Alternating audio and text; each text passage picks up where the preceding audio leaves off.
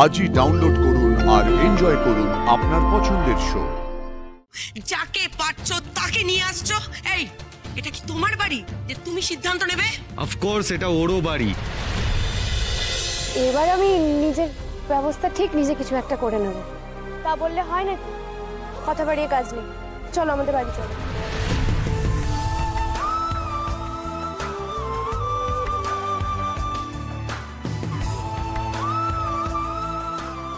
চলো না মানে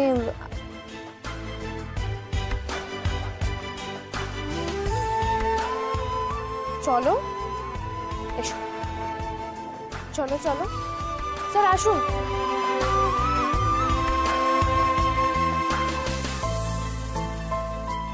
আশি, তোমার মতো মানুষ আমি সত্যিই দেখিনি।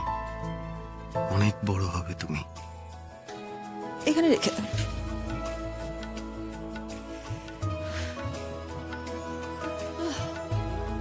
তুমি তাহলে রেস্ট নাও, আমি আসি। এই এই দাঁড়াও দাঁড়াও দাঁড়াও, আসি মানে নিজের জিনিসটা নিয়ে যাও। আমার কোন জিনিস? মানে আমি তো কিছু কিনি। চুপ চুপ করে দাঁড়াও। এই না, ধরো। এটা আমার?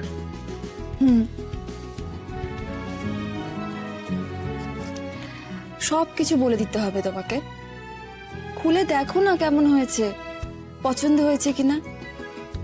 তুমি যখন পছন্দ করে কিনেছো নিশ্চয়ই ভালোই হবে।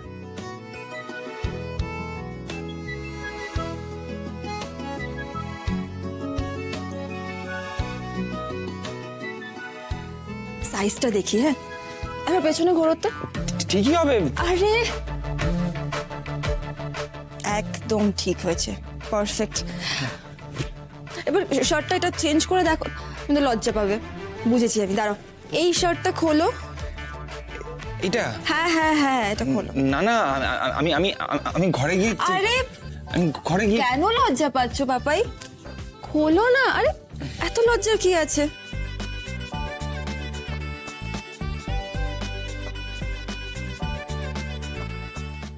এই না। হ্যাঁ,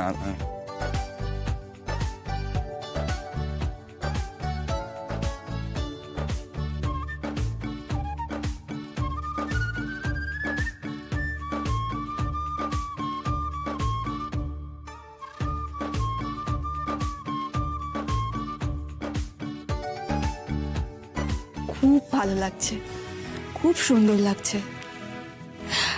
তোমার না হিরো হওয়া উচিত, জানো তো পাপাই।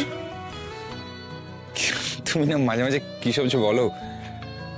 আমি আবার নাকি হব হিরো? সামান্য গ্যারেজ মেকানিক। আবার আবার নিজেকে আন্ডারএস্টিমেট করছো কেন পাপাই? আজ তোমার চোখের সামনে যে সুপারস্টারকে দেখতে পাচ্ছ, সাক্ষ্যদা।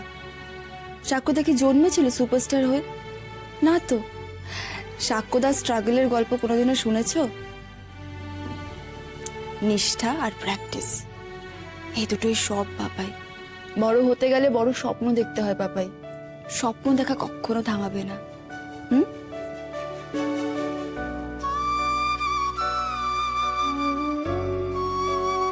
আমার তো এখনই মনে হচ্ছে আমি যেন স্বপ্ন দেখছি। তোমার মতন এত বড় একজন হিরোইন আমার সঙ্গে এভাবে মিশছে। আমার কেন জানি না বিশ্বাসই হচ্ছে না।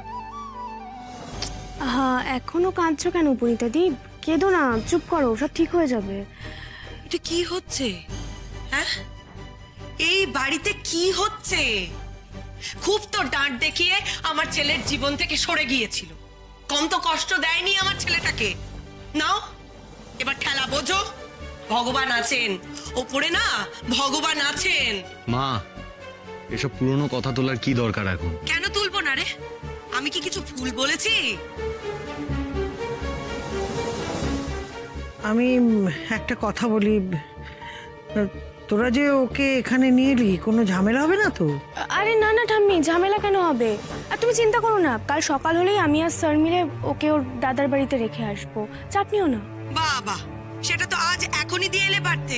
এখানে নিয়ে আসার কি দরকার ছিল? হ্যাঁ, ও বুঝতে পেরেছি, মহান সাজার সুযোগ হাতছাড়া করতে চাওনি, তাই না? এতে মহান সাজার কি আছে কাকিমা? একটা অসহায় মেয়েকে রাতের বেলায় মাঝ রাস্তায় ফেলে চলে আসবো আমি? এটা সম্ভব? আবার মুখে মুখে তর্ক করছো তুমি। আশ্চর্য! আরে মাঝ রাস্তায় ফেলে আসার কথা তো হচ্ছে না আরশি। দিদি বলতে চাইছে তুমি ওকে ওর দাদার বাড়িতে দিয়ে এলে না কেন? আমি জানতাম একটা না একটা ঝামেলা হবেই, এই জন্যই আমি উপনীতাকে নিয়ে আসতে চাইনি। সমস্যা ছিল কাকিমা, সমস্যা ছিল, সম্ভব হয়নি রাতের বেলায় রেখে আসা।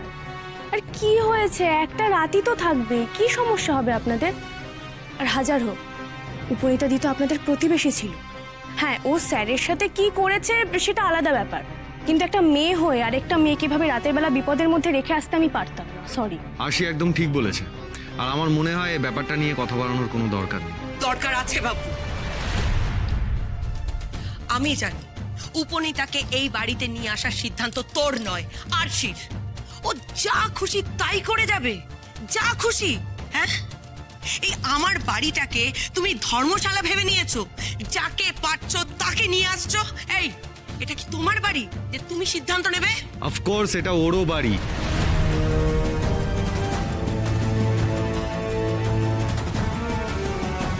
আর আমার মনে হয় এই সময় দাঁড়িয়ে আরশি এই ফ্যামিলিরই একজন মেম্বার, তাই তুমি ওকে এই কথা বলতে পারো না। সাবাস দাদু ভাই, সাবাস। আমি ঠিক জানতাম আস্তে আস্তে তুই এভাবেই আশি দিদির পাশে দাঁড়াবি। মা দেখো, আমরা তো ইচ্ছে করে উপনীতাকে এখানে নিয়ে আসিনি, আমাদের তো আর কোনো উপায় ছিল না। আর সবচেয়ে বড় কথা, উপনীতা তো তোমাদেরও সকলে চেনা, ও তো অচেনা কেউ নয়। একটা মেয়ে বিপদে পড়েছে মাঝ রাস্তায়, ওকে অত রাতে কি করে ফেলে আসতাম বলো?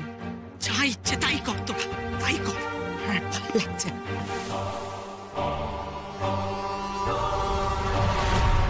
চলো, আজ রাতটা তুমি আমাদের গেস্ট রুমেই থাকবে, চলো। আমার সত্যি খুব খারাপ লাগছে আরশি, আমার জন্য তোমরা অনেক বিপদে পড়ে গেলে। আমি না চাইনি যে আমার জন্য তোমাদের কোনো অসুবিধা হোক। আরে না না, তুমি তুমি প্লিজ এভাবে বলো না। দেখো, তোমার জায়গায় অন্য কেউ থাকলেও আমি এটাই করতাম। আর তোমাকে যদি আমি বিপদের মধ্যে রেখে চলে আসতাম, তাহলে আমার বজরংবলী যে আমাকে ছেড়ে কথা বলতো না। আমি সত্যি জানি না আমি কি করে তোমায় ধন্যবাদ দেব। আমাকে বাঁচিয়ে তুমি আমার অনেকটা উপকার করেছো। আর ধন্যবাদ দিতে হবে না, অনেকটা রাত হয়েছে, আমি ঘুমোতে যাব, আর তুমিও ঘুমো, চলো। হ্যাঁ আরশি, তুমি উপনীতাকে নিয়ে গেস্ট রুমে দিয়ে এসো, আর আমি যাই, রুমে যাই। চলো ঠাম্মি, তুমিও শুয়ে পড়ো, আজ অনেকটা লেট হয়ে গেল তোমার।